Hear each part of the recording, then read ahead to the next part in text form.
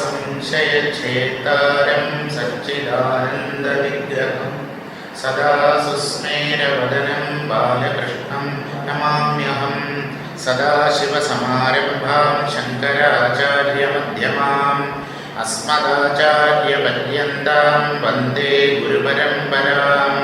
നാരായണം പദ്മഭുവം വസിഷ്ഠം ശക്തിം ച തത്പുത്രപരാശരം ച വ്യാസം ശുഗം ഗൗഡപദം മഹാന്തം ഗോവിന്ദയോഗീന്ദ്രമഥാസ്യ ശിഷ്യം ശ്രീശങ്കരാചാര്യമഥാസ്യ പദ്മപാദം ച ഹസ്താമലകം ച ശിഷ്യം തം തോടകം വാർത്തികകാരമന്യാൻ അസ്മദ്ഗുരൂൻ സന്തതമാനതോസ്മി.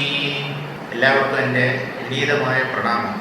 12 പദ്യങ്ങളാണ് നമ്മൾ കഴിഞ്ഞ ദിവസം വായിച്ച് അവസാനിപ്പിച്ചത്. ഒന്നുകൂടെ പറയാം. അവസാനം വായിച്ച പദ്യം അത് അർത്ഥം മനസ്സിലാക്കാൻ കുറേ ബുദ്ധിമുട്ടുള്ളതാണ്. അതുകൊണ്ട് അന്ന് പറഞ്ഞത് എനിക്ക് തൃപ്തിയായില്ല. അതുകൊണ്ട് ഒന്നുകൂടെ ആ പദ്യം പറയാം. അറിവാലേ പറ്റി അനുഭവിത്ത് വിട്ട കിറിയാൽ വരുമോ കെടുവീർ. അറിവായി നീർ ആമ്പോത് അറിവിപ്പാൻ ടാൻ അവ ഇരണ്ടും പോമ്പോതും വാരാ പൊരുൾ. അറിവാലേ പറ്റി ജീവബോധത്തോടു കൂടി ചേർന്ന് നിന്നുകൊണ്ടുള്ള അറിവ്, ഞാനിനെ വെച്ചുകൊണ്ടുള്ള അല്ലെങ്കിൽ നേടുന്ന അറിവ്, ഞാനിനെ മാറ്റി നിർത്തിക്കൊണ്ട് അറിയപ്പെടുന്ന അറിവ് എന്നർത്ഥം.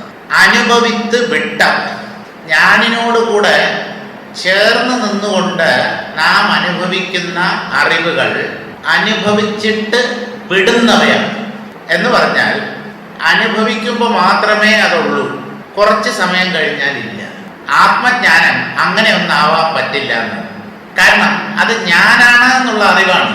ഈ ഞാനിനെ എനിക്ക് എപ്പോഴെങ്കിലും നഷ്ടമാകുമോ? അപ്പോൾ പിന്നെ ആ അറിവ് എങ്ങനെ നഷ്ടമാവും? ഞാനല്ലാത്തതിനെ അറിയുമ്പോഴാണ് എന്ത് കുഴപ്പം? കുറച്ച് സമയം അറിയപ്പെട്ടതായിരുന്നിട്ട് അല്ലെങ്കിൽ അനുഭവിച്ചിട്ട് പിന്നീട് അനുഭവ മണ്ഡലത്തിൽ നിന്നും മറഞ്ഞു പോകും. അതാണ് ഞാനിനെ വെച്ചുകൊണ്ടുള്ള അറിവിന് ഉള്ള ദോഷം. അതാണ് അനുഭവിത്ത് വിട്ട, അനുഭവിച്ചിട്ട് ഉപേക്ഷിച്ച എന്ന് പറഞ്ഞാൽ അത് എപ്പോഴും ശാശ്വതമായി നമ്മുടെ ബോധത്തിൽ നിൽക്കുന്നില്ല. ബോധത്തിന് അന്യമായി നിൽക്കുന്നത് മായയുടെ സൃഷ്ടിയാണ്. അത് വന്നു പോകുന്നവയാണ്. ബോധത്തെക്കുറിച്ചുള്ള അറിവ് ശാശ്വതമാണ്, നിരന്തരമാണ്. അതിന് മാറ്റമുണ്ടാവാൻ പറ്റില്ല. അപ്പോൾ ഈ ഞാനിനെ വെച്ചുകൊണ്ടുള്ള അറിവൊക്കെ ധ്യാനാണ് പറയുന്നത്. അനുഭവിത്ത് വിട്ട കിറിയാൽ, കിറി എന്ന് പറഞ്ഞാൽ മിഥ്യ, കള്ളം, അവാസ്തവം. ഞാൻ ആത്മാവിനെ അറിഞ്ഞു എന്നൊരാള് വെറുതെ വിചാരിച്ചുകൊണ്ട് നടക്കുകയും മറ്റുള്ളവരെ പറഞ്ഞു കേൾപ്പിക്കുകയും ചെയ്താൽ അത് യഥാർത്ഥ ആത്മജ്ഞാനമാകുമോ? അങ്ങനെ ഞാനിനെ മാറ്റി നിർത്തിക്കൊണ്ട് അറിയേണ്ടതാണോ ഈ ആത്മതത്വം? അല്ല, അത് മിഥ്യാജ്ഞാനമാണ്. ഈ ആത്മാവിനെ ഞാൻ അറിഞ്ഞു എന്നുള്ളത്. ആത്മാവിനെ നിങ്ങൾ അറിഞ്ഞു എന്ന് പറഞ്ഞാൽ ഇപ്പൊ അറിയുന്നില്ല എന്നാണ്. അതാണ് അനുഭവിത്ത് വിട്ട. ആത്മാവിനെ ഞാൻ അറിഞ്ഞു, സമാധ്യവസ്ഥയിൽ അറിഞ്ഞു, അത് ഭൂതകാലമാണല്ലോ. അപ്പൊ ഇപ്പൊ അറിയുന്നില്ലേ? ആ അറിവ് എങ്ങനെ ശാശ്വതമാവും? നേരത്തെ ഉണ്ടായിരുന്നു, ഇപ്പൊ ഇല്ല. ഈ ആത്മജ്ഞാനം അങ്ങനെ അനുഭവിച്ചിട്ട് വിടുന്ന ഒന്നല്ല. അത് എപ്പോഴും താനായി നമ്മുടെ ഉള്ളിൽ പ്രകാശിക്കുന്നതാണ്. ആത്മാവിനെ കുറിച്ചുള്ള ജ്ഞാനമല്ല, ആത്മാവ് തന്നെ ജ്ഞാനസ്വരൂപമാണ്. അതുള്ളത് കൊണ്ടാണ് അറിവ് തന്നെ സാധ്യമാകുന്നത്. കിറിയാൽ വരുമോ കെടുവീർ. കെടുവീർ എന്ന് പറഞ്ഞാൽ നമ്മൾ വായിച്ചല്ലോ, വിക്കറ്റ് റച്ചസ്, നശിച്ചവരെ. എന്തിനാ നശിച്ചവരെ? ഈ സൂക്ഷ്മമായ കാര്യം മനസ്സിലാക്കാതെ എന്തൊക്കെയോ അറിഞ്ഞു എന്ന് കരുതി വെറുതെ നടക്കുന്ന വിഡ്ഢികളെ എന്നൊക്കെയാണ് അതിന്റെ അർത്ഥം. അറിവായി നീർ ആമ്പോത്, നിങ്ങൾ അറിവായി ഇരിക്കുമ്പോൾ എന്ന് പറഞ്ഞാൽ ശുദ്ധബോധമായിരിക്കുമ്പോൾ അറിവിപ്പാൻ താൻ അവൈ ഇരണ്ടും. ജീവബോധം പാടെ അസ്തമിക്കുമ്പോഴാണല്ലോ ആത്മബോധം തെളിയുന്നത്. അവിടെ ബോധം മാത്രമേ ഉള്ളൂ, ജീവനില്ല അവിടെ. പിന്നീട് എന്ത് സംഭവിക്കുന്നു? ഇതേ ബോധം ജീവഭാവത്തിൽ പ്രകടമാകുന്നു. പക്ഷേ അങ്ങനെ പ്രകടമാകുന്ന ജീവന് നല്ലതുപോലെ അറിയാം താൻ ബോധത്തെ സാക്ഷാത്കരിച്ചു എന്നുള്ള കാര്യം. പക്ഷേ അവിടെ അറിയാൻ ഒരു ഞാൻ അവശേഷിക്കുന്നില്ലായിരുന്നു. ഞാൻ അസ്തമിച്ചു പോയ അവസ്ഥയിലാണ് ആ ആത്മജ്ഞാനം തെളിയുന്നത്. അതുകൊണ്ട് ഈ ആത്മജ്ഞാനം നേടിയ ഒരാൾ ഞാൻ എന്ന് പറയാൻ ലജ്ജിക്കുന്ന, അയാൾക്ക് നാണമാവുന്ന ഞാൻ എന്ന് പറയാൻ. കാരണം ഒരു മഹത്തായ സത്യമാണ് ഈ ഞാൻ എന്ന അല്പജീവനായി പ്രകടമാവുന്നത്. ആ കാര്യം മനസ്സിലായി ആർക്ക്? ഈ ഞാനിന്. അയാൾ എങ്ങനെ പുറത്ത് തല കാണിക്കും? മുണ്ടും തലയിൽ ഇട്ടുകൊണ്ട് കള്ള് ഷാപ്പിൽ കയറുന്നവനെ പോലെ ആവില്ലേ അദ്ദേഹത്തിന്റെ അവസ്ഥ? പുറത്ത് പറയാൻ ലജ്ജിക്കുന്നതാണ് ഞാൻ എന്ന് പറയാൻ. അപ്പൊ ഈ ജ്ഞാനികളൊന്നും ഞാൻ എന്ന് പറയാതെ എങ്ങനെയാ ഈ ജീവിതം മുമ്പോട്ട് കൊണ്ടുപോകുന്നത് എന്ന് ചോദിച്ചാൽ, അവർ ഞാൻ എന്ന് പറയുമ്പോൾ അവർക്ക് നല്ലതുപോലെ അറിയാം അങ്ങനെയൊന്നില്ല.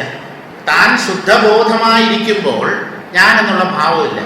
പിന്നീട് ഞാൻ എന്ന ഭാവത്തിലേക്ക് ഇറങ്ങി വരുന്നു. അപ്പോൾ ആ കേവലമായ അദ്വൈത സ്ഥിതിയിൽ അറിവിപ്പാൻ, അറിയിച്ചു തരുന്നവൻ ആരാ അറിയിച്ചു തരുന്നത്? ബോധമാണ് അറിയിച്ചു തരുന്നത്. ജീവന്റെ മിടുക്കല്ല താൻ ജീവനാണ് എന്നറിയുന്നത്. ബോധം അറിയിച്ചു കൊടുത്താലേ ജീവനുള്ളൂ. അപ്പോ ബോധാനുഭവത്തിൽ അറിയിക്കുന്നവൻ മാത്രമേ ഉള്ളൂ, അറിയുന്നവൻ ഇല്ല. അറിയിച്ചു തരുന്നതാണ് ബോധം. എവിടെയും ഏത് അറിവിന്റെ ഏത് മണ്ഡലത്തിലും അറിയിച്ചു തരുന്നത് ബോധമാണ്, അറിയുന്നത് ജീവനുമാണ്. പക്ഷേ ഈ ആത്മജ്ഞാനത്തിന്റെ കാര്യം വരുമ്പോൾ അറിയാൻ ഒരു ഞാൻ അവിടെ ഇല്ല, അറിയിച്ചു തരുന്ന ബോധം മാത്രമേ ഉള്ളൂ. അപ്പോൾ ആ അറിവിപ്പാൻ, അറിയിച്ചു തരുന്നവനും താൻ ഞാനും അവിടെ രണ്ടല്ല, ഇരണ്ടും പോമ്പോതും വാരാപ്പൊരുൾ. ഞാൻ എന്നുള്ള ഭാവത്തിലേക്ക്, ജീവബോധത്തിലേക്ക് നാം ഇറങ്ങി വരുമ്പോൾ ആത്മബോധമില്ല, കേവലമായ അദ്വൈത സ്ഥിതി. താൻ ആ സാക്ഷാത്കരിച്ച ആത്മതത്വം ഉണ്ടല്ലോ, ആ ആത്മസ്ഥിതിയിൽ നിന്ന് താഴോട്ട് ഇറങ്ങി വരുമ്പോഴാണ് ഈ ഞാനിന്റെ അനുഭവം. അപ്പൊ ഞാനിലേക്ക് ഇറങ്ങി വരുമ്പോൾ ശുദ്ധമായ ബോധാനുഭവം ഇല്ല. പിന്നെ ഈ ജീവൻ എങ്ങനെ അറിയുന്നു എന്ന് ചോദിച്ചാൽ, താൻ അനുഭവിച്ചതിനെ സ്മരിക്കുന്നു, ഓർമ്മിക്കുന്നു. അങ്ങനെ ഓർമ്മിച്ചിട്ടാണ് താൻ ബ്രഹ്മമാണ് എന്നുള്ള അറിവുണ്ടാവുന്നത്. ഇപ്പോൾ ഞാൻ എന്നുള്ള ഭാവം ഉണ്ടെങ്കിലും അത് ആത്മാവ് തന്നെയാണെന്ന് അദ്ദേഹത്തിന് അറിയാം. പക്ഷെ ഞാൻ എന്നുള്ള ഭാവം ഉണ്ട് അദ്ദേഹത്തിൽ. ആ കേവലമായ അദ്വൈത സ്ഥിതിയെ ആരറിഞ്ഞു എന്ന് ചോദിച്ചാൽ അവിടെ ബോധം മാത്രമേ ഉള്ളൂ, ജീവഭാവമില്ല. ഇപ്പൊ ബോധം തന്നെയാണ് ബോധത്തെ അറിഞ്ഞത്. പക്ഷെ ആ ബോധം തന്നെ ഇപ്പൊ ജീവന്റെ തലത്തിലേക്ക് ഇറങ്ങി വന്നിരിക്കുന്നു. അതുകൊണ്ട് ഞാൻ ആത്മാവാണ് എന്നുള്ള അറിവോട് കൂടി ആണ് അത് താഴേക്ക് വരുന്നത്. അറിവിപ്പാൻ താൻ അവ ഇരണ്ടും പോമ്പോതും വാരാ പൊരുൾ. ഇവ രണ്ടും പോകുമ്പോഴും, അതായത് ശുദ്ധബോധത്തിൽ ഞാൻ എന്നുള്ള ഭാവമില്ല, ഞാൻ എന്നുള്ള തലത്തിലേക്ക് ഇറങ്ങി വരുമ്പോൾ ശുദ്ധബോധാനുഭവവും ഇല്ല. അപ്പൊ ഇവ രണ്ടും ഇല്ലാതായാലും ആ സത്യം അറിയപ്പെടുന്നില്ല. എന്തുകൊണ്ട് ഇങ്ങനെ പറഞ്ഞു? ഇവ രണ്ടും ഇല്ലാതായാലും ഈ ബോധത്തെ കുറിച്ചുള്ള അറിവ് ജീവനാണ്. അല്ല, കുറച്ചു മുമ്പ് പറഞ്ഞത് ബോധത്തിനാണെന്നല്ലേ? ബോധത്തിന് തന്നെയാണ്, ജീവരൂപത്തിലുള്ള ബോധത്തിന്. ഈ ജീവൻ എന്നൊരു അസ്തിത്വം പ്രത്യേകിച്ചില്ല. ഈ ഞാൻ എന്നുള്ള ആ വ്യക്തിത്വം വാസ്തവമല്ല, അതൊരു നിഴല് പോലെയാണ്, അല്ലെങ്കിൽ പ്രതിബിംബം പോലെയാണ്. അങ്ങനെയൊന്നും യഥാർത്ഥത്തിൽ ഇല്ല. അപ്പൊ ഇവ രണ്ടും ഇല്ലാതായാലും, അറിയിച്ചു തരുന്ന ബോധം, ആ കേവല ബോധം എന്നുള്ള അവസ്ഥ ഇല്ലാതായാലും, അതുപോലെ ഞാൻ എന്നുള്ള ഭാവം ഇല്ലാതായാലും ആ സത്യത്തെ അറിയാൻ സാധ്യമല്ല. പിന്നെ എപ്പോഴാ ആ സത്യത്തെ അറിയുന്നത് എന്ന് ചോദിച്ചാൽ, ഞാൻ ലയിച്ചു പോകാതെ, എന്നാൽ ഞാൻ എന്നുള്ള ഭാവത്തോട് കൂടാതെ ഇരിക്കുമ്പോ ഈ ഞാൻ ആര് എന്നുള്ള അറിവുണ്ടാകും. അതായത് അവിടെ ജീവബോധത്തെ ലയിക്കാൻ അനുവദിക്കരുത്, ഉണർത്തി നിർത്തണം. പക്ഷെ ഞാൻ എന്നുള്ള ഭാവം അവിടെ ഉണ്ടാകും. അപ്പോഴാണ് ഈ ബോധാനുഭവം സിദ്ധിക്കുക. ഈ രണ്ടും അപ്രത്യക്ഷമായതുകൊണ്ടും എന്ന് പറഞ്ഞാൽ അറിയിക്കുന്നവനും ഈ ഞാനും, അറിയിക്കുന്ന ബോധവും ഈ അഹങ്കാരവും രണ്ടും ഇല്ലാതായാലും സത്യത്തെ അറിയാൻ പറ്റില്ല. അപ്പൊ അവിടെ ഞാൻ വേണം. ഞാൻ ഉറക്കത്തിലുള്ളതുപോലെ ലയിച്ചു പോയാൽ പറ്റില്ല. ലയമല്ല വേണ്ടത്, ഉണർവാണ് വേണ്ടത്. എന്നാൽ ഞാൻ എന്ന ഭാവത്തിൽ ഉയർന്നു വരികയും അരുത്. അപ്പോൾ ഈ ഞാൻ ബോധമായിട്ടുണ്ടാവും. അപ്പോഴാണ് താൻ ബോധം എന്നുള്ള അറിവ് ഈ ജീവൻ ഉണ്ടാവുന്നത്. ഈ ജീവനും ആത്മാവും തമ്മിലുള്ള ബന്ധം ശരിക്കും എന്താണെന്ന് ചോദിച്ചാൽ ഒരു നടനും കഥാപാത്രവും തമ്മിലുള്ള ബന്ധമാണ്. കഥാപാത്രങ്ങളെ നാടകത്തിലും സിനിമയിലുമൊക്കെ നടൻ അവതരിപ്പിക്കാറുണ്ടല്ലോ. നടൻ അണിയുന്ന വേഷമാണ്, അല്ലെങ്കിൽ തന്നിൽ ആരോപിക്കുന്ന ഭാവമാണ് കഥാപാത്രം. നടനെ വിട്ട് കഥാപാത്രത്തിന് നിലനിൽപ്പില്ല. നടന് വേണമെങ്കിൽ വേഷം അഴിച്ചു വെച്ച് കഥാപാത്രത്തെയും ഉള്ളിൽ നിന്ന് ഉപേക്ഷിക്കും. പക്ഷെ അഭിനയിക്കുമ്പോൾ കഥാപാത്രത്തിനനുസരിച്ച രീതിയിലാണ് നടൻ അഭിനയിക്കുന്നത്. ബോധം നടൻ, അഹങ്കാരം കഥാപാത്രം. ആക്ടറും ക്യാരക്ടറും പോലെയാണ്. നടന് കഥാപാത്രത്തെ അംഗീകരിക്കാം, വേണ്ടെന്ന് വയ്ക്കാം. ഇതുപോലെ കഥാപാത്രത്തിന് നടനെ അംഗീകരിക്കാനും വേണ്ടെന്ന് വയ്ക്കാനും കഴിയുമോ? സാധ്യമല്ല. കാരണം കഥാപാത്രത്തിന്റെ നിലനിൽപ്പ് തന്നെ നടനെ ആശ്രയിച്ചാണ്.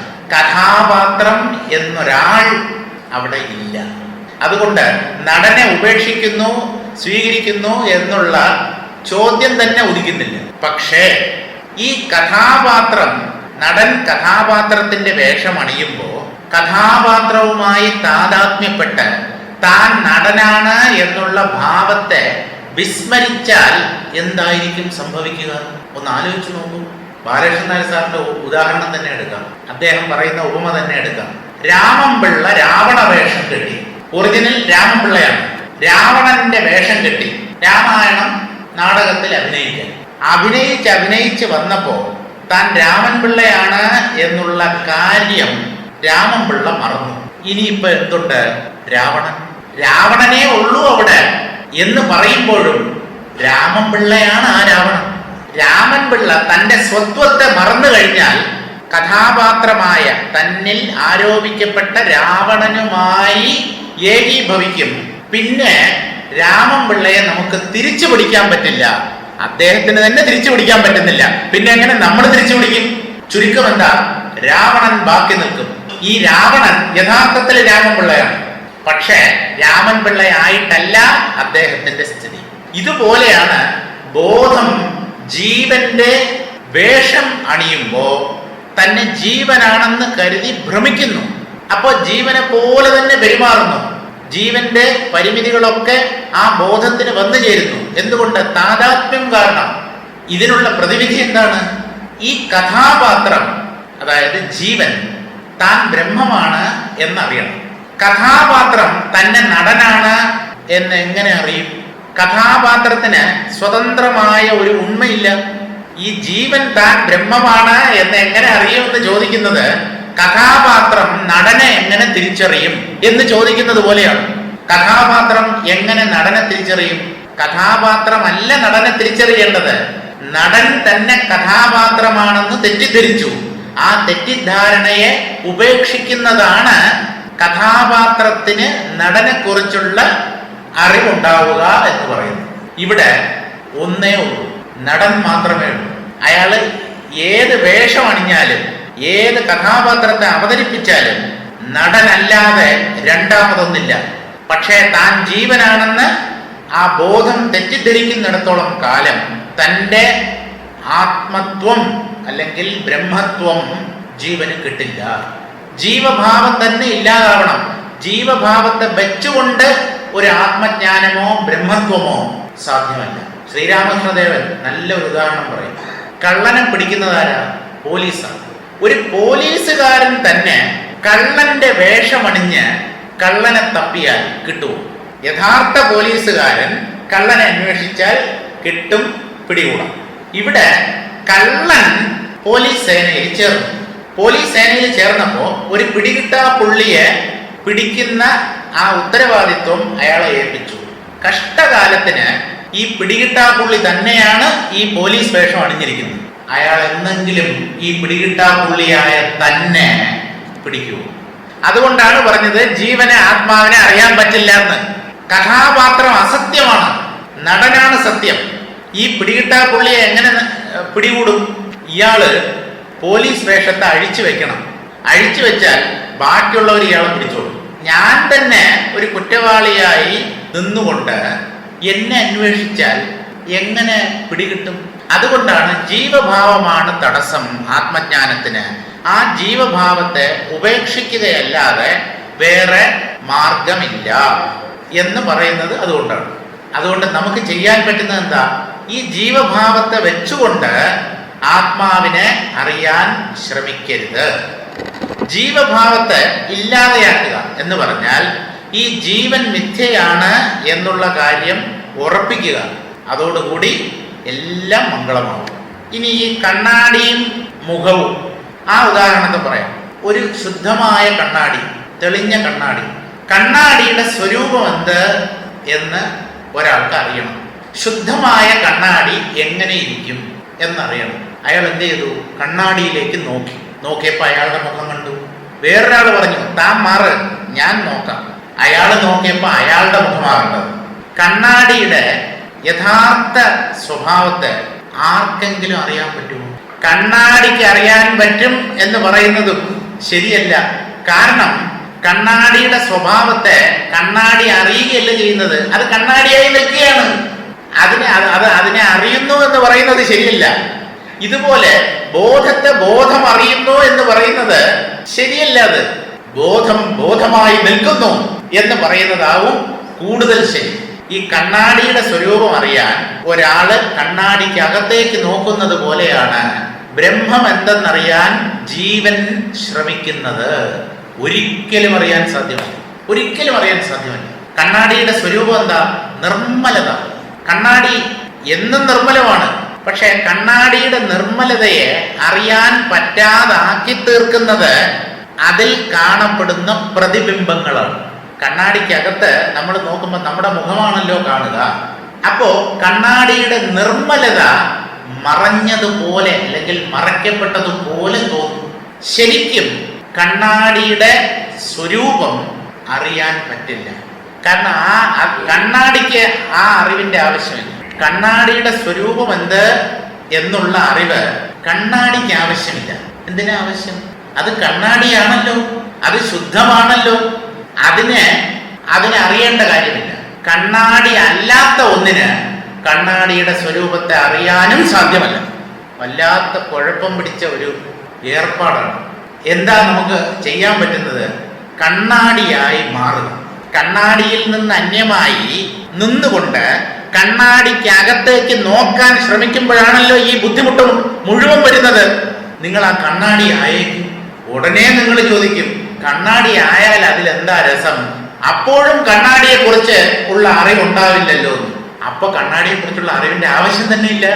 കണ്ണാടി അല്ലാത്ത ഒന്നിനാണ് കണ്ണാടിയെ കുറിച്ചുള്ള അറിവ് ആവശ്യകമായിരിക്കുന്നത്. കണ്ണാടിക്ക് എന്തിന് കണ്ണാടിയെ കുറിച്ചുള്ള അറിവ്? അത് കണ്ണാടിയാണ്. കണ്ണാടിയുടെ സ്വരൂപം എന്ത് എന്നറിയാൻ ശ്രമിക്കുന്ന ഒരാൾ കണ്ണാടി അല്ലാത്ത വേറൊരുവനാണ്. ആത്മാവിനെ മാറി നിന്നുകൊണ്ട് അറിയാൻ പറ്റില്ല എന്ന് മാത്രം മനസ്സിലാക്കുക. അതായി മാറുക, അതായി തീരുക. അതായി തീർന്നാൽ അപ്പോഴും അറിവ് സാധ്യമാവില്ലല്ലോ എന്നുള്ള പരാതി വേണ്ട. കാരണം അത് മാറി നിന്ന് അറിയേണ്ട ഒന്നല്ല. നമ്മൾ ഈ കണ്ണാടിയെ കുറിച്ചുള്ള അറിവ് ഉണ്ടാവില്ലല്ലോ എന്നൊക്കെ ചോദിക്കുന്നത് നമ്മൾ സാധാരണ മറ്റൊന്നിനെയാണ് അറിയുന്നത്. പഞ്ചസാരയ്ക്ക് അതിൻ്റെ മാധുര്യം അറിയാമോ? പഞ്ചസാരയ്ക്ക് അതിൻ്റെ മധുര സ്വഭാവത്തെ കുറിച്ചുള്ള അറിവുണ്ടോ? നമുക്ക് പറയാം അത് ജഡമാണ്, അതുകൊണ്ട് അറിവില്ല. ഇതുപോലെ ആത്മാവിന് തൻ്റെ സ്വരൂപത്തെ കുറിച്ച് അറിവുണ്ടോ എന്ന് ചോദിച്ചാൽ പിന്നെ ആർക്കാ അറിവുണ്ടാവുക? എന്നാൽ അത് മാറി നിന്നുള്ള ഒരറിവല്ല. ആത്മാവിൽ നിന്ന് അന്യമായി മാറി നിന്നുകൊണ്ട് അറിയാൻ സാധ്യമല്ല. പിന്നെ എങ്ങനെ അറിയാം? ആത്മാവായിരുന്നറിയാം. ഈ ആത്മാവായിരുന്നാൽ അതിനെ എങ്ങനെ അറിയാൻ പറ്റും? പറഞ്ഞില്ലേ, ഈ ദ്വൈതത്തിൽ മുങ്ങിക്കിടക്കുന്നവരായതുകൊണ്ട്, ഇന്നേ വരെ നാം അനുഭവിച്ചതെല്ലാം ദ്വൈതജ്ഞാനമായതുകൊണ്ടാണ് ഈ സംശയം വരുന്നത്. ആത്മാവിൽ ആയിത്തീർന്നാൽ എങ്ങനെ അതിനെക്കുറിച്ചുള്ള അറിവുണ്ടാകും? പഞ്ചസാരയെ കുറിച്ചുള്ള അറിവ് പഞ്ചസാരയ്ക്ക് ആവശ്യമില്ല. എന്തുകൊണ്ടെന്നോ, അത് മാധുര്യം കട്ടിപിടിച്ചതാണ്. ആനന്ദം എന്ത് എന്നുള്ള അറിവ് ആനന്ദത്തിന് ആവശ്യമില്ല. ദുഃഖം അനുഭവിക്കുന്ന ഒരാൾക്കാണ് ആനന്ദത്തിന്റെ ആവശ്യകത. അതുകൊണ്ട് ഈ ഞാനെന്നുള്ള ഭാവം ഉദിക്കാതെ എന്നാൽ ലയിക്കാതെ ഇരിക്കുന്ന അവസ്ഥയിലാണ് എന്ത് സംഭവിക്കുന്നത്? ആത്മജ്ഞാനം. അപ്പോഴും ചോദിക്കരുത് ഈ ആത്മജ്ഞാനം ആർക്ക്? ആത്മാവിന് എന്ന് പറഞ്ഞാൽ വിഡ്ഢിത്തമാണ്, അതിന്റെ ആവശ്യമില്ല. ജീവന് എന്ന് പറഞ്ഞാൽ ജീവഭാവം ഉള്ളിടത്തോളം കാലം ആത്മാവിനെ അറിയാൻ സാധിക്കുകയുമില്ല. ചുരുക്കം എന്താണ് ഈ ആത്മജ്ഞാനം എന്നതുകൊണ്ട് ഉദ്ദേശിക്കുന്നത്? ആത്മാവായി സ്ഥിതി ചെയ്യുക. അങ്ങനെ സ്ഥിതി ചെയ്താൽ തിരിച്ച് ജീവഭാവത്തിലേക്ക് ഇറങ്ങി വരുമ്പോൾ താൻ ആത്മാവാണ് എന്നുള്ള അറിവോടുകൂടി, ആ സ്മരണയോടുകൂടി വരാം. അങ്ങനെ ശരിക്കു പറഞ്ഞാൽ ഈ ആത്മജ്ഞാനം സ്മരണയാണ്. അപ്പൊ അനുഭവമല്ലേ? അനുഭവം തന്നെ. പക്ഷെ ആ കേവലമായ അദ്വൈത സ്ഥിതിയിൽ രണ്ടില്ല. തിരിച്ച് ദ്വൈത തലത്തിലേക്ക്, ദേഹതലത്തിലേക്കൊക്കെ വരുമ്പോഴാണ് ആ അറിവുമായി ജീവൻ താഴേക്ക് ഇറങ്ങി വരുന്നത്. നമുക്ക് 13ാമത്തെ പദ്യം വായിക്കാം. അഴിപ്പേ അവനുക്കും ഇച്ഛൈ അത് വാനാൽ, അഴിപ്പേ അവനുക്കും ഇച്ഛയത് വാനാൽ, ഇഴപ്പേ ഉനക്കിച്ഛൈ എന്നായി, ഇഴപ്പൈ അറിയാതത് കാൺ അറിയാ വജ്ഞാനം, കെറി കേൾ ഉൻ ബോധം കെടൽ. കഴിഞ്ഞ പദ്യത്തിലുള്ള ആശയത്തെ വിശദമാക്കുന്ന രീതിയിലാണ് ഈ പദ്യം രചിക്കപ്പെട്ടിരിക്കുന്നത്. അഴിപ്പേ അവനുക്കും ഇച്ഛൈ. ഇച്ഛൈ എന്ന് പറഞ്ഞാൽ ഇച്ഛ, ആഗ്രഹം. അഴിപ്പ് നാശം, അഴിയുക. അവനുക്കും ഇച്ഛൈ, ജീവബോധം നശിക്കണം എന്നാണ് അവന്, പരമാത്മാവിനും ആഗ്രഹം. ஆனால் അതുകൊണ്ട് ഇഴപ്പേ ഉനക്കിച്ഛൈ എന്നായി, ജഗദീശ്വരന് നിങ്ങളുടെ ജീവബോധം ഇല്ലാതാകണം എന്നാണ് ആഗ്രഹം. അതുകൊണ്ട് ആ അഹങ്കാര നാശം തന്നെ നിന്റെയും ലക്ഷ്യമായി തീരട്ടെ എന്ന്. നീയും അത് തന്നെ ആഗ്രഹിക്കണമെന്ന്. അതെന്താ അങ്ങനെ പറഞ്ഞത്? പരമാത്മാവിനെ, അഹംബോധത്തെ ഇല്ലാതാക്കണം എന്നാണ് ആഗ്രഹം എന്നാണ്. എന്തുകൊണ്ട് അങ്ങനെ പറഞ്ഞു എന്ന് ചോദിച്ചാൽ ആത്മസ്വരൂപത്തെ വിവരിക്കാനാണ് അങ്ങനെ പറഞ്ഞത്. ആത്മാവെന്ന് പറഞ്ഞാൽ എന്താ? സർവശക്തമാണ്. അതിന് പ്രതിബന്ധമായി നിൽക്കുന്ന എന്തിനേയും തകർത്തെറിയാനുള്ള കഴിവ് അതിനുണ്ട്. ആത്മജ്ഞാനത്തിനുള്ള പ്രധാന പ്രതിബന്ധം എന്താ? ജീവബോധം. അപ്പോ ആ പ്രതിബന്ധത്തെ നീക്കാൻ ആ സർവേശ്വരന് ആഗ്രഹമില്ലാതെ ഇരിക്കുമോ എന്ന് വെച്ച് അദ്ദേഹം ഇങ്ങനെ ആഗ്രഹിക്കുന്നു എന്നല്ല. ശുദ്ധമായ ബ്രഹ്മത്തിൽ ജീവബോധം തന്നെ ഇല്ല. ഉണ്ടായിട്ട് വേണ്ടേ അതിനെ നശിപ്പിക്കണം എന്ന് അദ്ദേഹത്തിന് ആഗ്രഹം ഉണ്ടാവാൻ. എന്തിനിങ്ങനെ പറഞ്ഞു എന്ന് ചോദിച്ചാൽ ആത്മാവ് സർവശക്തമാണ്. തന്നിൽ ഉണ്ടായ ഒരു കളങ്കത്തെ നീക്കാൻ അദ്ദേഹത്തിന് വലിയ ആഗ്രഹമാണ്. അതുകൊണ്ടാണ് അഹങ്കാരത്തെ ഇല്ലാതാക്കാൻ അദ്ദേഹത്തിന് വലിയ താല്പര്യമാണ് എന്ന് പറയുന്നത്. ആ അദ്ദേഹത്തിന് അഹങ്കാരത്തെ ഇല്ലാതാക്കണം എന്നുള്ള ഒരു തീവ്രമായ ആഗ്രഹം ഉള്ളത് കൊണ്ടാണ് ജീവന് ആത്മാവിനെ അറിയണം എന്നുള്ള ആഗ്രഹം ഉണ്ടാവുന്നത്. സർവേശ്വരനിൽ അഹങ്കാരം ഒരു കളങ്കമാണ്. ഈ കളങ്കത്തെ നീക്കാൻ അദ്ദേഹത്തിന് വലിയ താല്പര്യവും ഉണ്ട്. ആ താല്പര്യം എങ്ങനെ പ്രകടമാകുന്നു എന്നറിയാമോ? ജീവൻ തനിക്ക് ആത്മാവിനെ അറിയണം എന്നുള്ള ആഗ്രഹത്തിലൂടെ. അതിനെയാണ് നമ്മൾ ജിജ്ഞാസ, മുമുക്ഷുത്വം എന്നൊക്കെ പറയുന്നത്. അതുകൊണ്ട് ആ ഈശ്വരന്റെ അനുഗ്രഹം കൊണ്ട് തന്നെയാണ് ആത്മാവിനെ അറിയണം എന്നുള്ള ആഗ്രഹം ഉണ്ടാവുന്നതെന്ന്. അത് സർവേശ്വരന്റെ തീരുമാനമാണെന്ന്. എത്ര പേരുണ്ട് ജിജ്ഞാസുക്കളായി, മുമുക്ഷുക്കളായി? കാരണം അനേക ജന്മങ്ങളിലെ പുണ്യം ഒത്തുചേരുമ്പോഴാണ് ഈ ജിജ്ഞാസ ഉള്ളിൽ ഉദിക്കുന്നത്. അപ്പോൾ അത് തികഞ്ഞ ഈശ്വരാനുഗ്രഹമാണ്. ഭഗവാൻ നമ്മിൽ അനുഗ്രഹം ചൊരിയുന്നു എന്നുള്ളതാണ് നമുക്ക് ജിജ്ഞാസ ഉണ്ടാകുന്നു എന്നത് തെളിയിക്കുന്നു. അല്ലാതെ ഇതിൽ ആർക്ക് താല്പര്യം? എത്ര പേര് വരുന്നുണ്ട്? പാട്ടും കൂത്തും നൃത്തവും ഒക്കെ കാണാനല്ലേ ആൾക്കാർ തടിച്ചു കൂടുന്നത്. താൻ ആരാണെന്ന് ഞാൻ പറഞ്ഞു തരാം, നിങ്ങൾ എൻ്റെ അടുത്ത് വരൂ എന്ന് പറഞ്ഞാൽ എത്ര പേര് വരും? ഇയാളെന്ന് പറഞ്ഞു തരാൻ ഞാൻ ആരാണെന്നുള്ളത് എനിക്കറിയാം. ഞാൻ ആരാണെന്നുള്ളത് എന്താണ്? ഞാനൊരു മനുഷ്യൻ, ഒരു വ്യക്തി, സ്ത്രീ, പുരുഷൻ, കുട്ടി, യുവാവ്, വൃദ്ധൻ, ഇതൊക്കെയാണല്ലോ മനുഷ്യൻ. അധ്യാരോപം കൊണ്ടാണ് അങ്ങനെ ചിന്തിക്കുന്നത്. അഴിപ്പേ അവനുക്ക് മിച്ചൈ അത് ആനാൽ ഇഴപ്പേ ഉനക്കിച്ചൈ. ജീവന്റെയും ആഗ്രഹം അത് തന്നെ ആയിരിക്കട്ടെ എന്ന് പറഞ്ഞാൽ നീയും ആ ഈശ്വരന്റെ ആഗ്രഹത്തെ തന്നെ പിന്തുടരൂ എന്ന് പറഞ്ഞാൽ അഹങ്കാര നാശത്തെ ആഗ്രഹിക്കൂ, ജീവബോധത്തെ നശിപ്പിക്കാൻ താല്പര്യം ഉണ്ടാകട്ടെ. ഇഴപ്പേ ഉനക്കിച്ചൈ എന്നായി എന്ന് വിചാരിക്കണം. ജീവബോധത്തെ, എൻ്റെ ഉള്ളിലുള്ള അഹംബോധത്തെ ഇല്ലാതാക്കണം എന്നൊരാഗ്രഹം നിനക്കും ഉണ്ടാകണം. സാധകനെ നോക്കി ആചാര്യൻ ഉപദേശിക്കുന്നതാണ്. ഇഴപ്പൈ അറിയാതത് കാൺ അറിയാവജ്ഞാനം. ഞാൻ ഇല്ലാതാവണം, ഈ വ്യക്തിബോധം ഇല്ലാതാകണം എന്നുള്ള ആഗ്രഹം നിന്നിൽ ഉണ്ടാകണം എന്ന് പറഞ്ഞിട്ട് ഇഴപ്പൈ അറിയാതത്, എങ്ങനെ ഈ ജീവബോധത്തെ നശിപ്പിക്കണം എന്നറിയാതിരിക്കുന്നതാണ് ശരിക്കുള്ള അജ്ഞാനം. നമ്മൾ എന്താ പറയുന്നത്? അജ്ഞാനം എന്ന് പറഞ്ഞാൽ എന്താ? ആത്മാവിനെ അറിയാതിരിക്കുന്ന അവസ്ഥ അല്ല. ആത്മാവിനെ അറിയാതിരിക്കുന്ന അവസ്ഥ അജ്ഞാനമാണ് എന്നുള്ളത് ഒരർത്ഥത്തിൽ ശരിയാണ്. ഇവിടെ അജ്ഞാനത്തിന് പുതിയ ഒരു നിർവചനം കൊടുക്കുകയാണ്. ആത്മാവാണ് അറിയേണ്ടത്, അഹങ്കാരമാണ് നശിപ്പിക്കപ്പെടേണ്ടത്. പക്ഷേ ഈ അഹംബോധത്തെ എങ്ങനെ ഇല്ലാതെയാക്കണം എന്നറിയാതെ കഴിയുന്നുണ്ടല്ലോ, അതാണ് ശരിക്കുള്ള അജ്ഞാനം. ഇഴപ്പൈ അറിയാതത് കാൺ, നോക്കൂ, കാണൂ, മനസ്സിലാക്കൂ. നിന്റെ ഉള്ളിലെ അഹംബോധത്തെ എങ്ങനെ ഇല്ലാതാക്കണം എന്നറിയാതിരിക്കുന്നതാണ് നിന്റെ ഉള്ളിലെ അജ്ഞാനം. അഹങ്കാരനാശം എങ്ങനെ സാധിക്കണം എന്നറിയാതിരിക്കുന്നതാണ് ശരിക്കുള്ള അജ്ഞാനം. കിറി, ഈ വാക്ക് കഴിഞ്ഞ പദ്യത്തിലും വന്നു. കിറി എന്ന് പറഞ്ഞാൽ മിഥ്യാരൂപനായ ജീവനെ വിളിക്കുകയാണ്. നീ യഥാർത്ഥത്തിൽ ഇല്ല, ആത്മാവ് മാത്രമേ ഉള്ളൂ എന്നാണ്.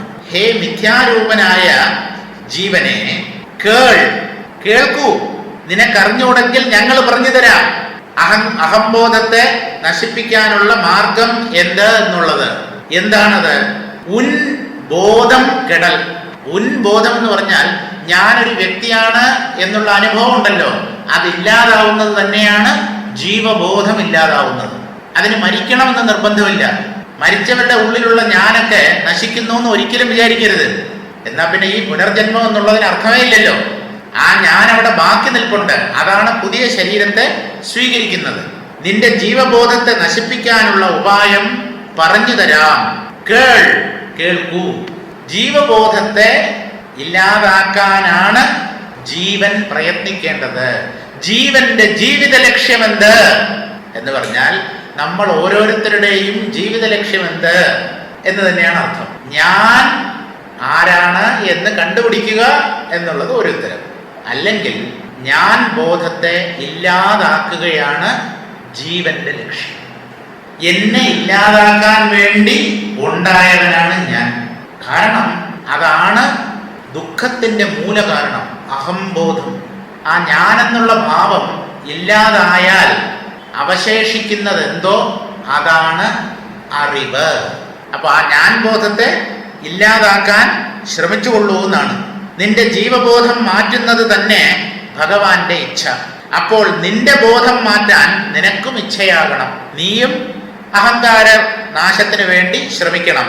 നിന്റെ മുക്തിക്ക് തടസ്സമായി നിൽക്കുന്നത് കേവലം അജ്ഞാനമായ ക്രിയകളല്ല, കനമേറിയ ജീവബോധമാകുന്നു. കട്ടിപിടിച്ച ജീവബോധം എന്ന് പറഞ്ഞാൽ എന്താ? ഞാനൊരു വ്യക്തിയാണ് എന്നങ്ങ് ഉറപ്പിച്ചിരിക്കുന്നു. ഞാനൊരാളാണ്, നീ ഒരു തത്വമാണ് എന്ന് പറഞ്ഞാൽ ആരും അംഗീകരിക്കുന്നില്ല. നീ ബോധമാണ് എന്ന് പറഞ്ഞാൽ അല്ല, ഞാനൊരാളാണ്. ആളെന്ന് പറഞ്ഞാൽ എനിക്കൊരു മനസ്സുണ്ട്, ബുദ്ധിയുണ്ട്, ഇന്ദ്രിയങ്ങളുണ്ട്, ശരീരമുണ്ട്, അച്ഛനും അമ്മയും ഭാര്യയും കുട്ടികളും അയൽവക്കക്കാരും സുഹൃത്തുക്കളും ശത്രുവും മിത്രവും എല്ലാം ഉണ്ട് എന്നാണ്. ഇതിന്റെയൊക്കെ മൂലം കിടക്കുന്നത് എവിടെയാ? ഞാനൊരാൾ, വ്യക്തി, അതിലാണ് കിടക്കുന്നത്.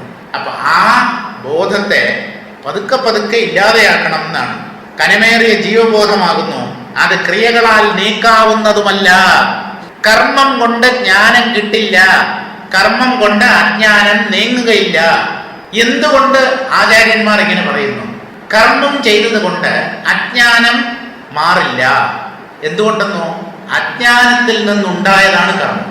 അജ്ഞാനത്തിൽ നിന്നുണ്ടായ കർമ്മത്തിന് തന്റെ കാരണമായ അജ്ഞാനത്തെ എങ്ങനെ നശിപ്പിക്കാൻ കഴിയും? സാധ്യമല്ലല്ലോ. അതിൽ നിന്നുണ്ടായതാണ്.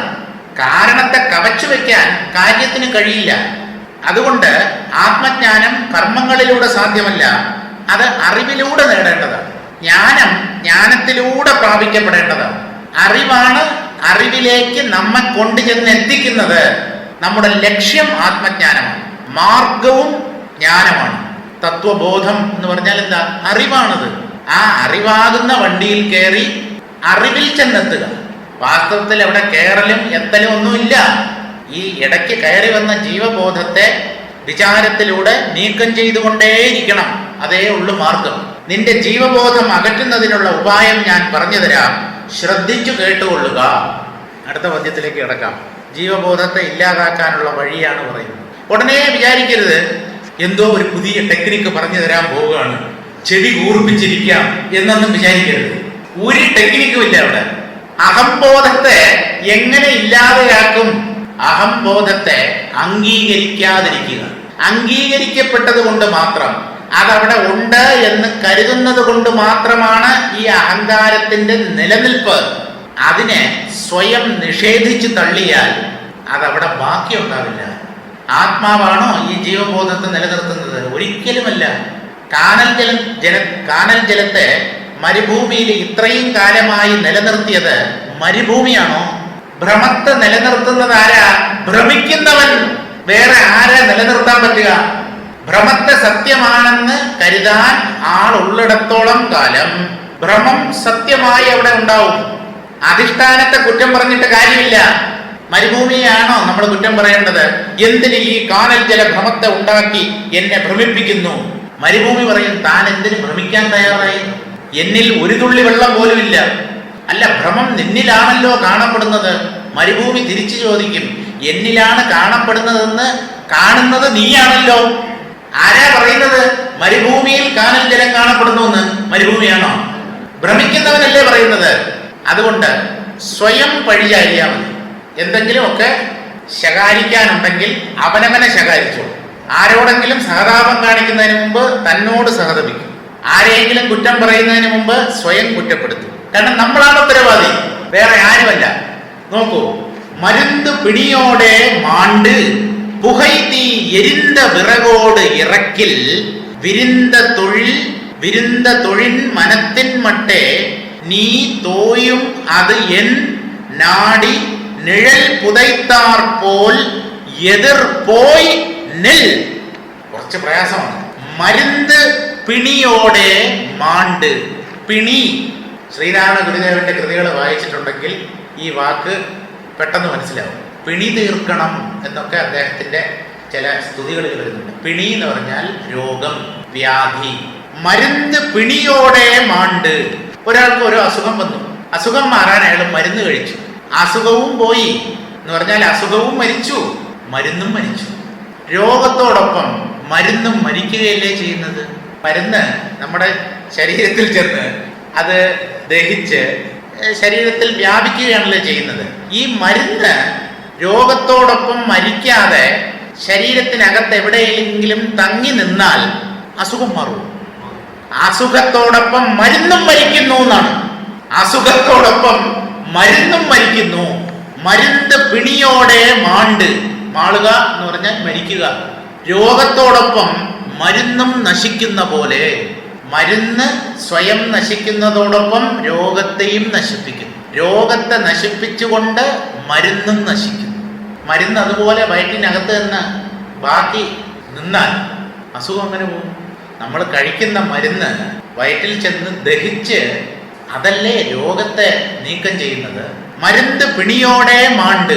ഇനി വേറൊരു ഉദാഹരണം എന്താ? പുകൈ തീ എരിന്ത വിറകോട് ഇറക്കിൽ. ഇറക്കുക എന്ന് പറഞ്ഞാൽ മരിക്കുക എന്നർത്ഥം. ഇറപ്പ്, മരണം. പുകയും തീയും വിറക് എരിഞ്ഞമരുന്നതോടെ ഇല്ലാതാവും. വിറക് കത്തിക്കൊണ്ടിരിക്കുമ്പോഴാണ് തീയും പുകയും. വിറക് തന്നെ എരിഞ്ഞില്ലാതായാൽ പുകയും തീയും അതോടൊപ്പം ഇല്ലാതെയാവും. പുകൈ തീ എരിന്ത വിറകോട് ഇറക്കിൽ. ഒരു വിറക് പൂർണ്ണമായി കത്തി നശിക്കുമ്പോൾ പുകയും ജ്വാലയും ഇല്ലാതാകുന്ന പോലെ.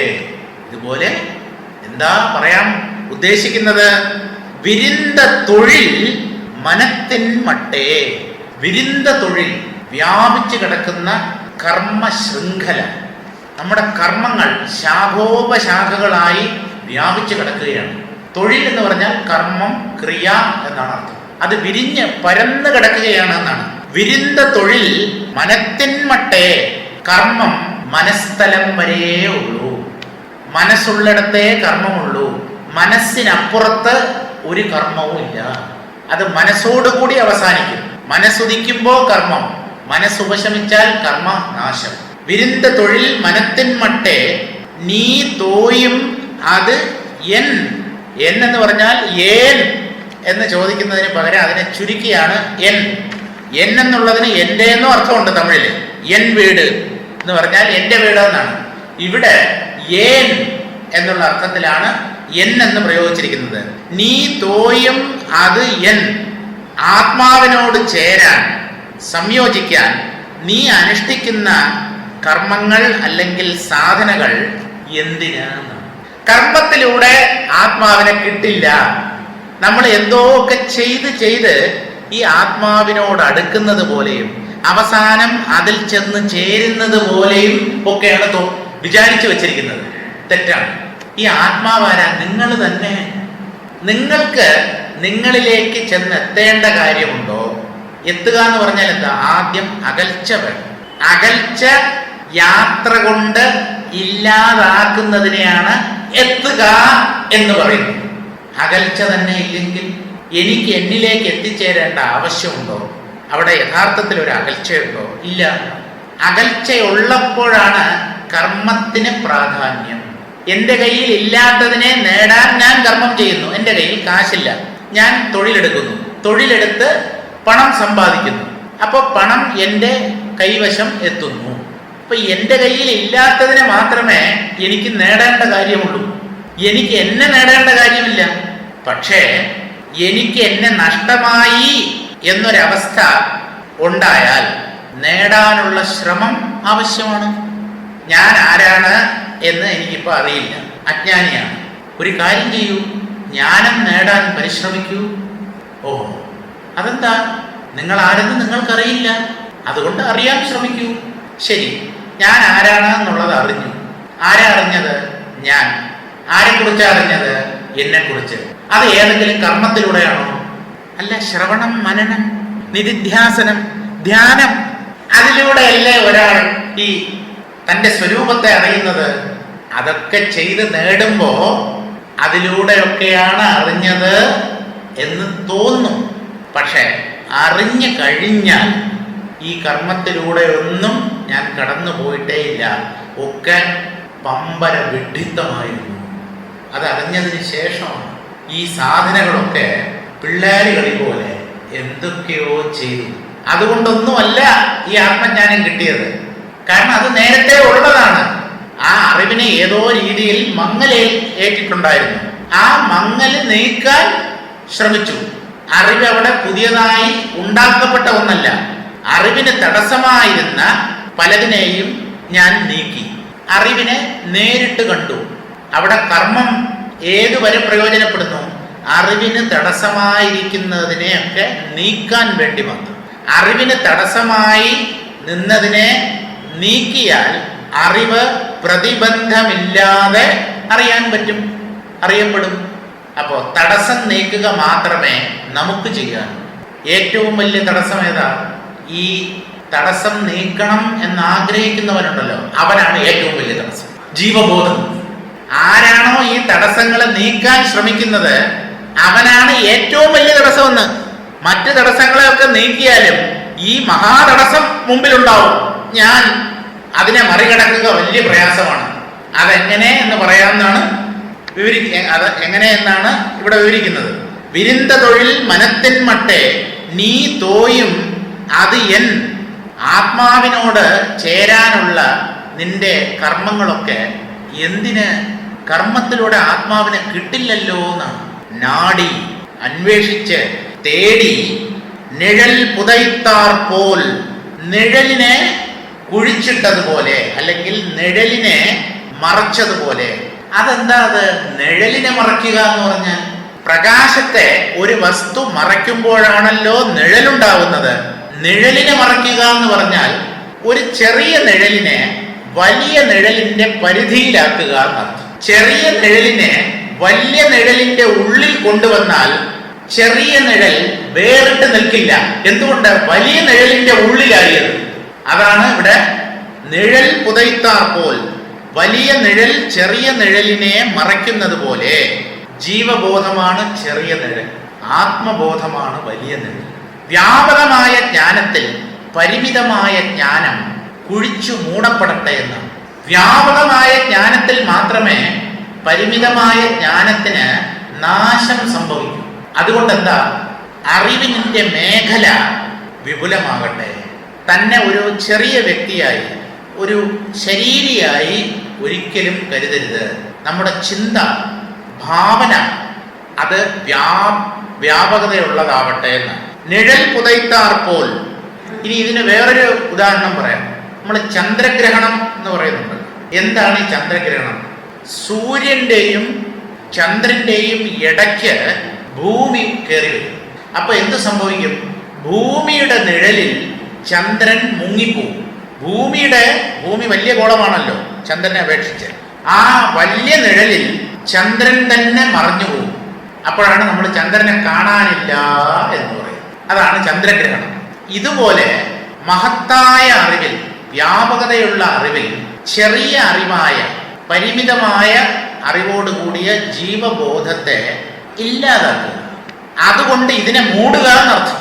ചെറിയ നിഴലിനെ വലിയ നിഴൽ കൊണ്ട് മൂടുന്നത് പോലെ എതിർ പോയി നിൽ.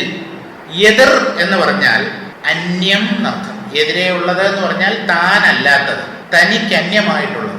തനിക്ക് അന്യമായിട്ടൊന്നുണ്ട് എന്ന് കരുതരുത്. അതാണ് എതിർ പോയി. തനിക്ക് അന്യമായി എന്ന് പറഞ്ഞാൽ ദ്വൈതം ഒക്കെ പോയി, ഇല്ലാതെയായി. നിൽക്കൂ. ദ്വൈതത്തെ അംഗീകരിക്കാതിരിക്കൂ. ഒന്നിൽ കൂടുതൽ ഇവിടെ ഉണ്ട് എന്ന് കരുതാതിരിക്കൂ. ഞാൻ വേറെ ബ്രഹ്മം വേറെ എന്ന് ചിന്തിക്കാതിരിക്കൂ. അതാണ് എതിർ പോയി നിൽക്കൂ എന്ന് പറഞ്ഞാൽ സ്ഥിതി ചെയ്യൂ. മലയാളത്തിലെ പോയി തന്നെ. തോയ് എന്ന് പറഞ്ഞാൽ നീ തോയും, നീ ചെന്ന് ചേരാൻ വേണ്ടി, സംയോജിക്കാൻ വേണ്ടി എന്നർത്ഥം. അതിൽ ചെന്ന് പറ്റാൻ വേണ്ടി, യോജിക്കാൻ വേണ്ടി ചെയ്യുന്ന കർമ്മം എന്നർത്ഥം. നീ തോയും അത് എന്തിന്? നീ ആത്മാവിൽ ചെന്ന് ചേരാൻ കർമ്മങ്ങളെ കൂട്ടുപിടിക്കുന്നു എന്നർത്ഥം. എന്ന് പറഞ്ഞാൽ എന്തുകൊണ്ട് എന്നർത്ഥം. സേവിച്ച മരുന്ന് ദീനം ശമിക്കുന്നതോടെ നശിക്കുന്നു. വിറക് തീരുമ്പോൾ പുകയും തീയും നശിക്കുന്നു. ഇതുപോലെ നിന്റെ മനസ്സങ്കല്പത്താൽ ഉണ്ടാകുന്ന തൊഴിലുകളെല്ലാം എന്ന് പറഞ്ഞാൽ കർമ്മങ്ങളെല്ലാം മനസ്സ് നശിക്കുന്നതോടെ നശിക്കുന്നു. ഇക്കാര്യം ഓർത്തു നോക്കി. വലിയ നിഴലിൽ ചെറിയ നിഴൽ പുതഞ്ഞാൽ അത് അദൃശ്യമായി പോകുന്നത് പോലെ കാണപ്പെടില്ല. വലിയ ഒരു നിഴലിന്റെ ഉള്ളിൽ ചെറിയ നിഴൽ അകപ്പെട്ടു എന്ന് കരുതുക. ആ ചെറിയ നിഴലിനെ എങ്ങനെ കാണാൻ പറ്റും? വലിയ നിഴലിൽ അത് മുങ്ങിപ്പോയില്ലേ? അദൃശ്യമായി പോകുന്നത് പോലെ നിന്റെ ജീവബോധത്തെ അരുൾബോധത്തിൽ സമർത്ഥമാകുന്ന വണ്ണം പുതച്ചുകൊള്ളുക, മറച്ചുകൊള്ളുക എന്നാണ്. പുതപ്പെടുത്ത് നമ്മുടെ ശരീരത്തെ നമ്മൾ പുതയ്ക്കുന്നില്ലേ? അതുപോലെ ആ ആത്മബോധത്തിൽ ഞാൻ ആത്മാവാണ്, സർവവ്യാപകമായ ബോധമാണ് എന്നുള്ള അറിവിൽ, ഞാൻ വ്യക്തിയാണ് എന്നുള്ള അറിവിനെ കുഴിച്ചു മൂടൂ, മറച്ചു കളയൂ. അത് വേറിട്ട് അവിടെ ഉണ്ടാവരുത്. അപ്പോൾ ഭേദഭാവനകളായ എതിരുകളെല്ലാം, എതിരെന്ന് പറഞ്ഞാൽ താനല്ലാത്തത് ദ്വൈതം എന്നർത്ഥം. ആ ദ്വൈതങ്ങളെല്ലാം പാടെ ഒടുങ്ങി നീ മാത്രം ഉള്ളതുപോലെ സ്വയം അരുളായി പ്രകാശിക്കും. ഉള്ളതുപോലെ എന്ന് പറഞ്ഞാൽ ശരിക്കും നീ എങ്ങനെയുണ്ടോ, എങ്ങനെ സ്ഥിതി ചെയ്യുന്നോ, നീ വാസ്തവത്തിൽ ആരാണോ അല്ലെങ്കിൽ എന്താണോ അതായിട്ട്, അതാണ് അരുൾ എന്ന് പറയുന്നത്. അരുൾ എന്ന് പറഞ്ഞാൽ അനുഗ്രഹം, ഭഗവാന്റെ കൃപ. അത് തന്നെയാണ് ജ്ഞാനമായി പ്രകാശിക്കുന്നത്. സ്വയം അരുളായി പ്രകാശിക്കും. ദേഹാദി പ്രപഞ്ചങ്ങൾ ഒന്നും ഉണ്ടായിരിക്കുകയില്ല. ശരീരം തുടങ്ങിയ ഒരു ദ്വൈതവും പിന്നെ നിന്നിൽ ഉണ്ടാവില്ല. അവയൊക്കെ താനായി മാറും എന്നാണ്. താനല്ലാത്തത് താൻ, ഇങ്ങനെയാണല്ലോ രണ്ട് തരംതിരിവുകൾ. ജ്ഞാനം ഉദിക്കുമ്പോൾ താനല്ലാത്തത് എന്നൊന്നില്ല, ഒക്കെ താൻ തന്നെയായി മാറും. അതാണ് വ്യാപകമായ അറിവ് എന്ന് പറയുന്നത്. അടുത്ത പദ്യം വായിക്കാം. കാണും അറിവു നീ കാട്ടറിവ് നാം അവറ്റൈ കാണക്കഴലും കഴറ്റിയിലെ നാണി നമൈ തിരുമ്പിപ്പാരാതെ നാൻറാനെന്നാതെ അമിഴ്ത്ത് കരഹം പോൽ നിർപ്പായി. അഹംബോധത്തെ നശിപ്പിക്കാനുള്ള വഴി പറഞ്ഞു തരാൻ കേൾക്കൂ എന്ന് പറഞ്ഞതിന് ശേഷമാണ് ഓരോന്നായി പറഞ്ഞു വരുന്നത്. കാണും അറിവ് നീ.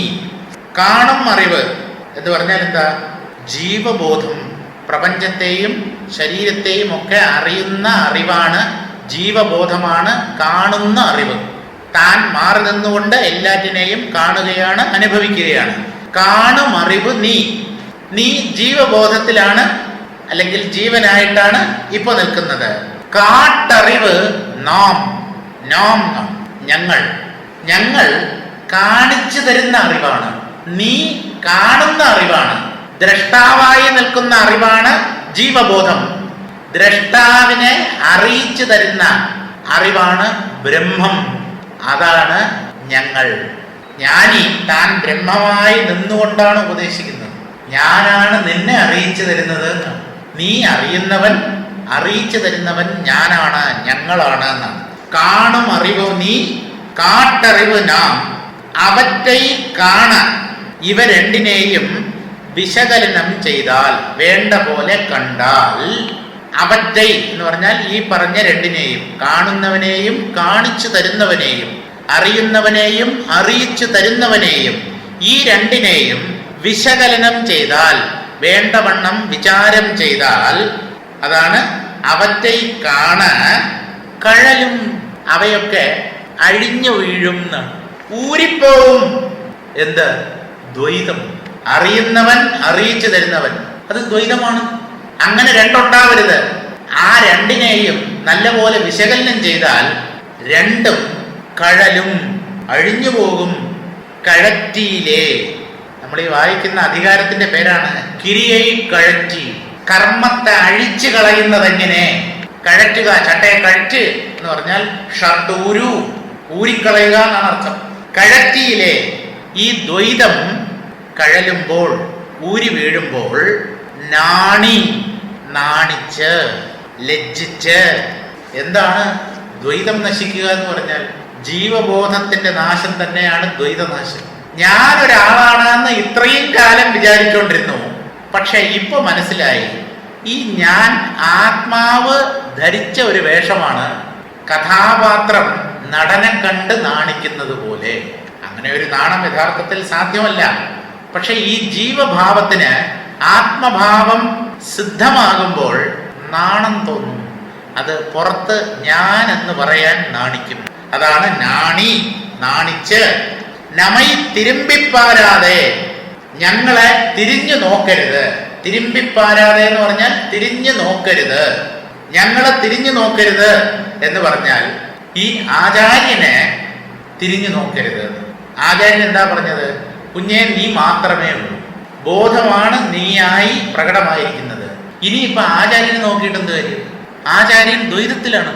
പിന്നെ എന്റെ ആചാര്യ അങ്ങ് കൂടെ വരണേ. അതെങ്ങനെ അദ്വൈതത്തിൽ എങ്ങനെ ആചാര്യൻ കൂടെ വരും? അവിടെ രണ്ടായില്ലേ, സാധകനും ആചാര്യൻ. അപ്പൊ ആരെയും കൂട്ടുപിടിക്കണ്ട.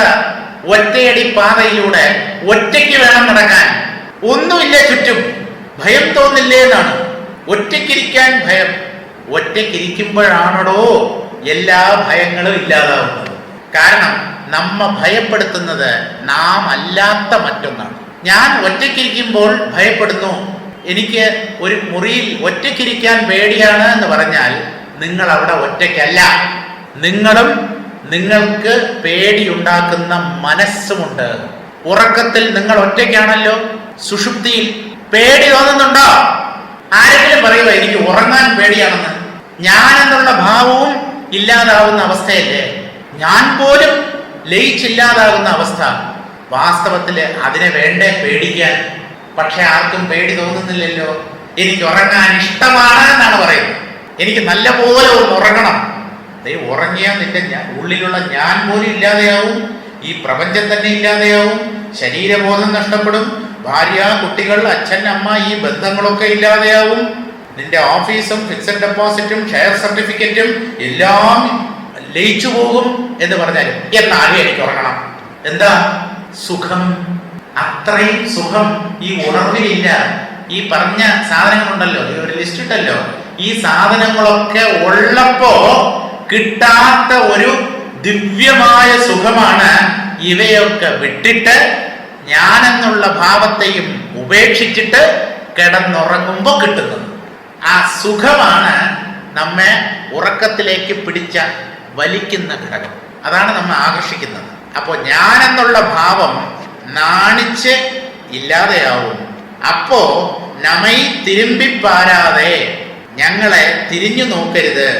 ഒരർത്ഥം ഈ ആചാര്യനെ സഹായത്തിന് വേണ്ടി വിളിക്കരുത് എന്നുള്ളത്. ഒന്ന്, നീ സ്വയം ഞാൻ എന്ന് സങ്കല്പിക്കരുത്. ആ ഞാനിന്റെ മിഥ്യാത്വം പിടികിട്ടി കഴിഞ്ഞാൽ പിന്നെ അതിനെ കൂട്ടുപിടിക്കരുത്. അത് ആത്മാവിന്റെ ഒരു പ്രകടനം.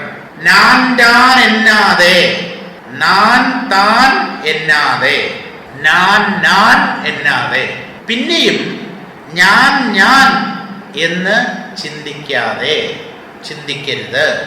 കാരണം അതിൻ്റെ മിഥ്യാത്വം പിടികിട്ടി. ഇനിയിപ്പോ ഈ ഞാൻ എന്ന് ഉള്ളിൽ ആ ഭാവത്തെ എന്തിനു നിലനിർത്തണം?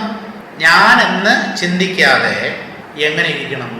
ഇപ്പൊ ഞാൻ എന്നുള്ള ഭാവത്തെയും അംഗീകരിക്കരുത്, ഒരു ദ്വൈതത്തെയും അംഗീകരിക്കരുത്. അപ്പോ എന്തായിരിക്കണം നമ്മുടെ സ്ഥിതി? അമിഴ്ത്ത് കരഹം പോൽ. കരഹം നമ്മളെ കരകാട്ടം എന്ന് പറയാറില്ലേ, തമിഴ്നാട്ടിലെ പ്രസിദ്ധമായ ഒരു നൃത്തമാണ്. തലയിൽ ഒരു കുടവും വെച്ചുകൊണ്ട് ആ കുടം താഴെ പോകാതെ ബാലൻസോടുകൂടി നൃത്തം ചെയ്യുക, അതാണല്ലോ കരകാട്ടം. കരകം തലയിൽ വെച്ചുകൊണ്ട് ചെയ്യുന്ന നൃത്തം, അതാണ് കരകാട്ടം. കരകം എന്ന് പറഞ്ഞാൽ കുടം എന്നാണ്. കരകം. അമിഴ്ത്ത് കരകം പോൽ നിർപ്പായി, കടലിൽ മുക്കിവെച്ച ഒരു കുടത്തെ പോലെ നിൽക്കൂ. അതെന്താണ് കടലിനകത്ത് മുക്കിവെച്ച കുടത്തിന്റെ പ്രത്യേകത? അതിന്റെ അകവും അകവും വെള്ളം, പുറവും വെള്ളം. ആ കുടത്തെ ഇനി നിറയ്ക്കേണ്ട കാര്യമില്ല. കമഴ്ത്തി വെച്ചാലും അതിൽ വെള്ളം ഉണ്ടാവും. കാരണം കടലിനകത്ത് മുക്കി വെച്ചിരിക്കുകയാണ്. അപ്പൊ അതിനെ ഒഴിക്കാനും സാധ്യമല്ല, നിറയ്ക്കേണ്ട കാര്യവുമില്ല.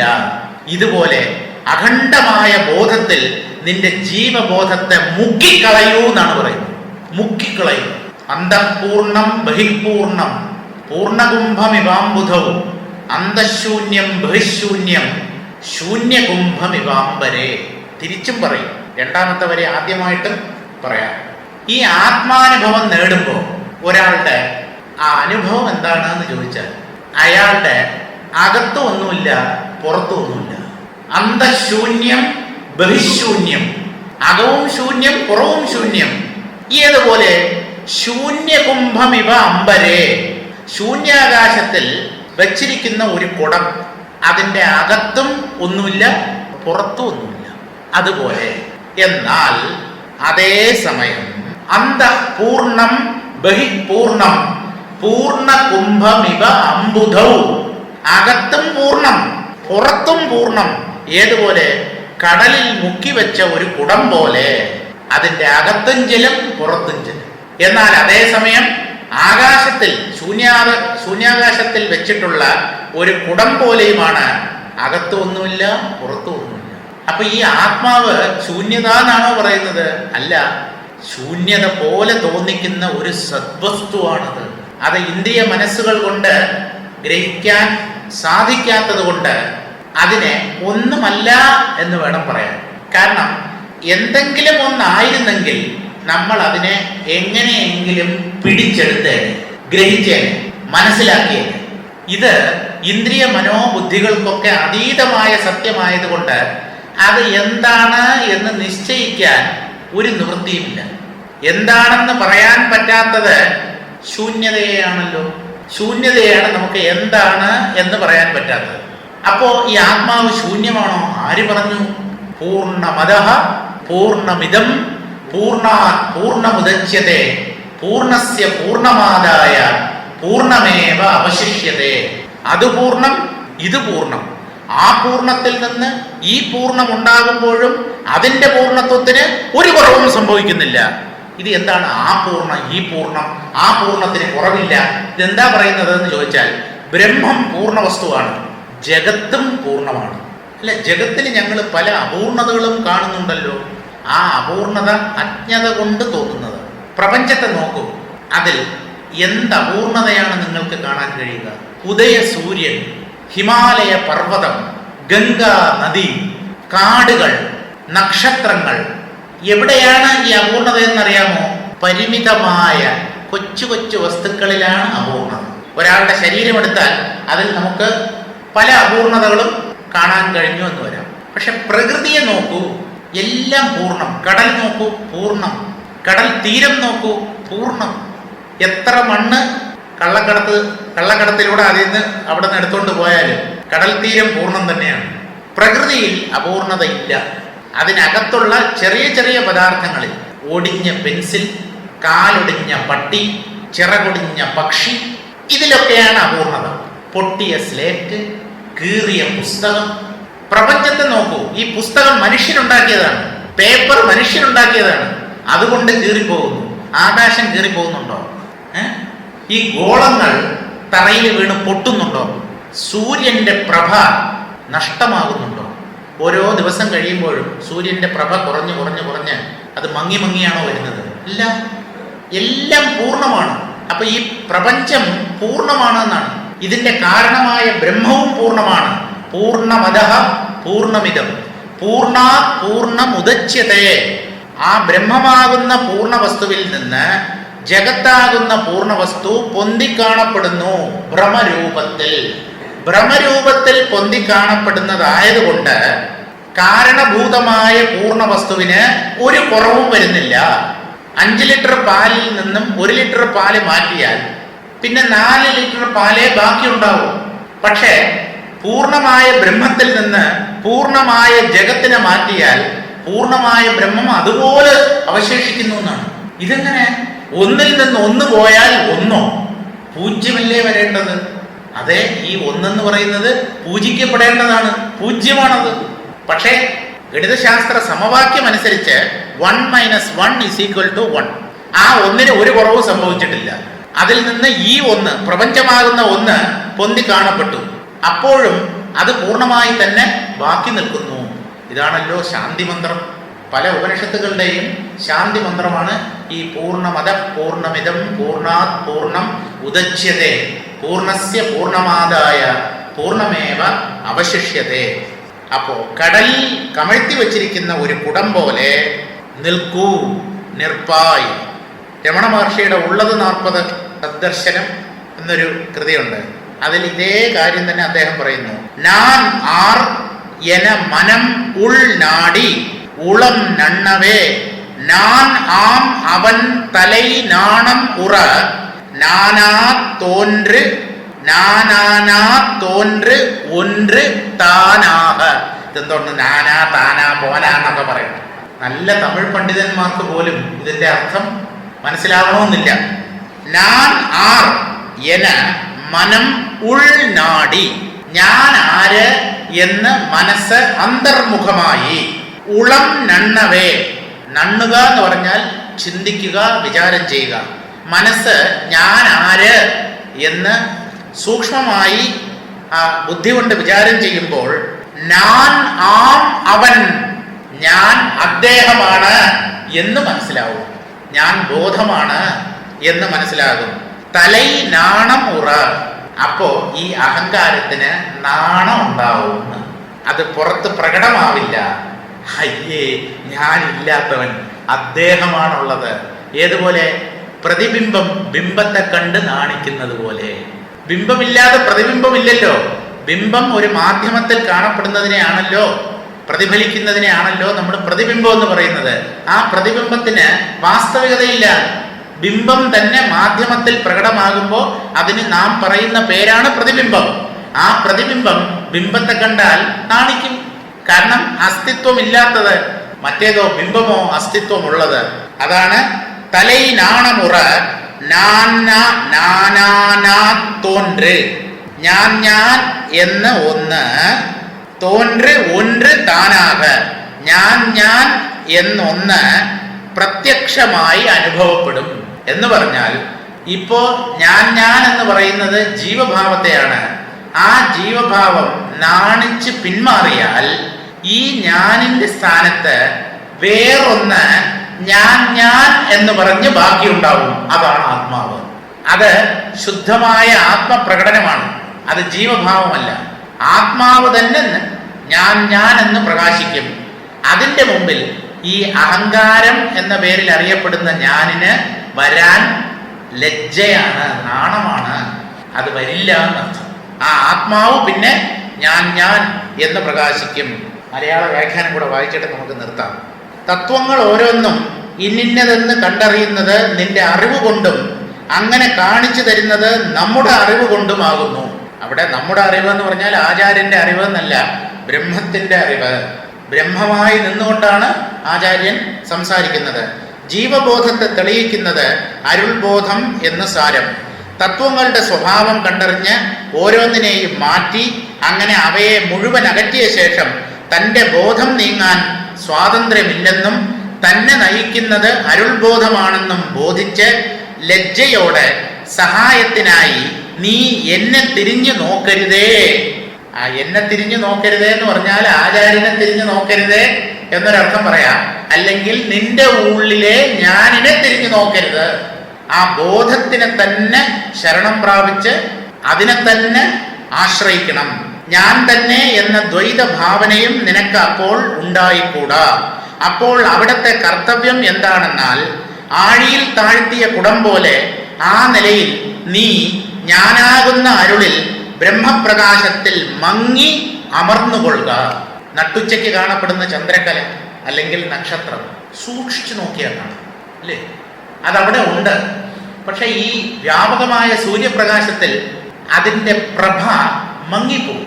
ഇതുപോലെ ബോധാനുഭവം ഉണ്ടാകുമ്പോൾ അഹംബോധം അപ്പാടെ നഷ്ടമാവുന്നല്ല, അതിൻ്റെ പ്രാധാന്യം നഷ്ടപ്പെടും. അത്രയേ ഉള്ളൂ. അതവിടെ ഉണ്ടാവും. പ്രകാശമില്ലാത്ത ആ ചന്ദ്രനെ പോലെ, നട്ടുച്ചയ്ക്ക് കാണപ്പെടുന്ന ചന്ദ്രകലയെ പോലെ. ഈ സാധനയാണ് നിന്റെ ജീവബോധം കെട്ടകലുന്നതിന് അവശ്യകരണീയമായിട്ടുള്ളത്. എന്ന് പറഞ്ഞാൽ എന്താ? ഞാനിനെ ഉള്ളുകൊണ്ട് നിഷേധിച്ചുകൊണ്ടേയിരിക്കുക. അങ്ങനെ നിഷേധിക്കാൻ ബുദ്ധിമുട്ട് തോന്നിയാൽ ഈ ഞാൻ ആത്മാവാണ് എന്ന് ഉറപ്പിച്ചു കൊടുക്കും. ഈ രണ്ട് മാർഗമല്ലാതെ തത്വവിചാരത്തിന് വേറെ ഒരു മാർഗവുമില്ല. ഇത് രണ്ടും തന്നെയാണ്. ഏതെങ്കിലും ഒരെണ്ണം അംഗീകരിച്ചാൽ അതാണ് തത്വബോധം. തുടർന്നുള്ള പദ്യം നമുക്ക് നാളെ വായിക്കാം. ഓം പൂർണ്ണമദഃ പൂർണ്ണമിദം പൂർണ്ണാത് പൂർണ്ണമുദച്യതേ പൂർണ്ണസ്യ പൂർണ്ണമാദായ പൂർണ്ണമേവാവശിഷ്യതേ. ഓം ശാന്തി ശാന്തി ശാന്തി. ഹരി